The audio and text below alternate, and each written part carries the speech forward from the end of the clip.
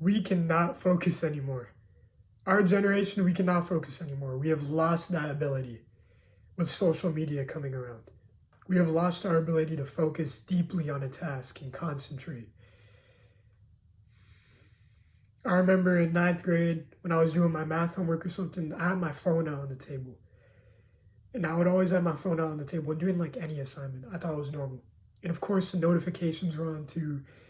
And I wondered why I was spending so much time on single assignments. I wondered why I was losing my sleep. I wondered why I couldn't manage my time, why I didn't have enough time to do this, to do that. It's all because you're not working deeply. It's all because you're not working deeply. The ability to focus on a task is a superpower. If you can master that, you can do anything.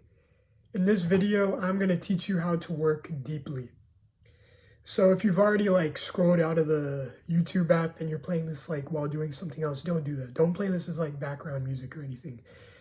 If you are going to do that, pause this video, and whenever you have free time, come back to it and watch it. Because you need to consider this as an investment for your future. Deep work is essentially just work that is done with 100% focus in a given time. Practicing deep work essentially just allows you to get into that flow state. And that flow state is when you are completely absorbed in the task that you're giving your attention to. When all your attention is being focused on one task. You'll find that you kind of enjoy being in the flow state too, because of how in the moment you feel and how much momentum you have when you're doing your work. All right, so the first step in doing deep work is getting rid of your distractions. You can't work deeply if you have your phone in your peripheral vision. You have to put it somewhere else. You have to put it, what I do, I put it under my bed sheets and then I forget it exists. But you might have to put it in a different room. You might have to have your parents hold on to it for you while you're working, because your lizard brain is literally attached to your phone and you probably don't even realize it. You don't realize how attached you are to your phone until you don't have it. I've realized that recently when I've been trying to lower my screen time. I've realized that you cannot live without your phone.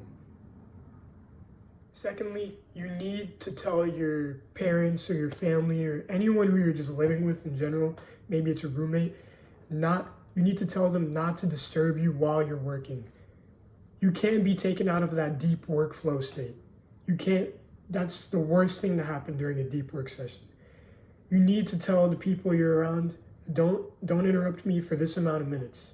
Don't interrupt me until this time. It's worth it. It's worth the time it saves you. And the people you're telling this to, they'll understand. They want what's best for you if they're your family or your parents. They will not disturb you if you tell them not to. Next, try not to eat too much before you do this work, okay? This is why I try to do my work in the morning. On a weekend, I love doing my work early in the morning, fasted. I don't eat anything. Because you know that feeling after you eat a large meal and you're bloated and you just feel satisfied and you don't want to do anything. Yeah, you can't be doing that. Because how do you think you're going to focus when you're working, when you're bloated and you're tired, you want to take a nap? Your focus is going to be so much less than what it could have been. Don't do that to yourself. Just either plan your work in the morning fasted. I like working fasted. I feel it increases your productivity. That might just be for me, but the main point I'm trying to drive in is try not to eat too heavy before a work session. This probably has something to do with digestion and the bodily processes, but I'm not gonna explain all that. So yeah, all right. Now this distraction, you guys are not gonna like what I have to say. You gotta quit social media if you want to be 100% focused on your task when you're working. You gotta quit social media, especially TikTok. TikTok, you gotta quit that. That's the first one you should quit right now. TikTok, Instagram, Snapchat, all of them. You gotta quit it. You gotta delete your account. You gotta stop going on them, because You will never be fully in the zone if you're always thinking about, okay, when's the next notification going to come? When is the next person going to like my post? I wonder if someone posted, I wonder if he posted on his story. I wonder if my friend liked my picture. Quit social media. It'll save you so much time. And let's be honest. Do you really enjoy your time on social media? Are you really enjoying the time you spend on social media? Like, would you be looking back at yourself and saying, oh, what a great time. I'm so glad I was doing that back then. Like, think about your future self. Think about your 50-year-old self. Think about what he would say about you. Looking at your phone. The social media developers, the people who run social media, who run TikTok, who run Instagram, it is their job to get your attention. It is their job to get your focus. That is why they've done so well, because they're funded. They are funded. They are paid like millions of dollars to get your attention. Now imagine if you deleted all your social media. You would be such a focused person. You would be so much more focused than you are right now. And let's say you already are a productive person. Imagine how much more productive you could be. Imagine how much more productive you could be.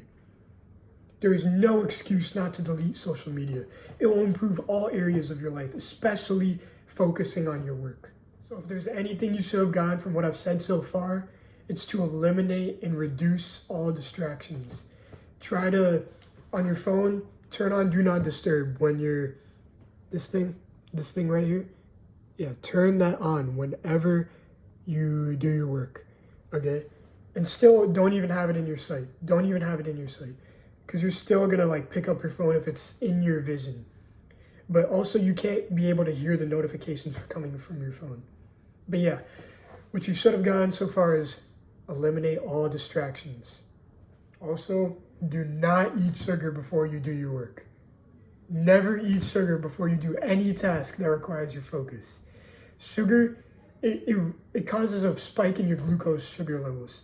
And that causes you to have a lack of focus. I'm not sure like the science-y stuff, but like you could search it up, it's true. Do not eat sugar, it will cause you to not be able to focus as well as you possibly can.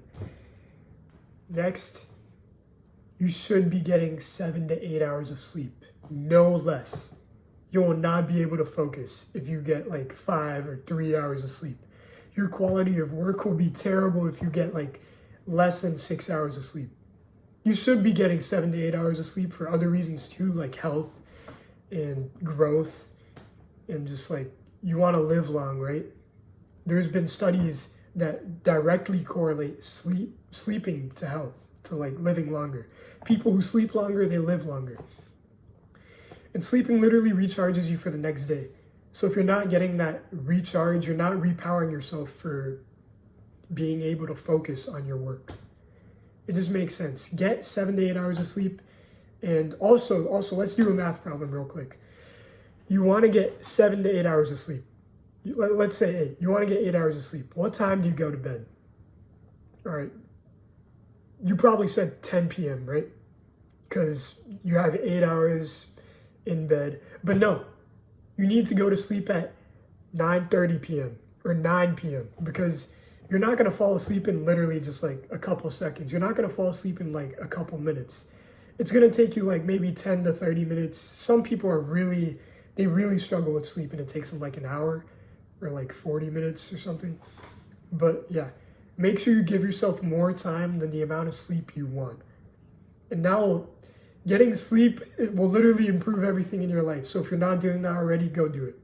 Drop everything and prioritize sleep. So let's talk about the second step into entering a deep workflow, and that is using Parkinsons Law. Parkinsons Law states that work expands to the time that you allot it. Work expands to the amount of time that you give it. So like, let me give you an example. Like your English teacher, they give you an essay to write, and it's due in like a week. It's going to take you that whole week if you've been assigned like a week to do it. So the way to get around that, the way to get it done quicker is to set a due date in your own mind. Set like a more ambitious due date. So let's say I'm going to get this essay done in the next 2 days. No, actually in the next 1 day. So now whenever you come into the deep work session, you need to have a timer, okay? Like a digital clock timer. Like there's websites for this, or you could even have like that the actual physical like alarm clock there. But it's important you have a timer and you set that timer for like how an ambitious goal, an ambitious amount of time that you think you could get the work done. So like let's say you think you could get this work done in like 60 minutes, set the timer for 45 minutes and you'll find yourself working faster because you feel the pressure in your brain. It's some primal instinct or something. It's something that just has to do with the way your brain works. I'm not sure how it works, but it does work. Okay. The next time you do work, set a timer for yourself. Set a timer. My name is Faaris, and if you'd like to see more content from a small, unorthodox YouTuber, go down and hit subscribe. Think big.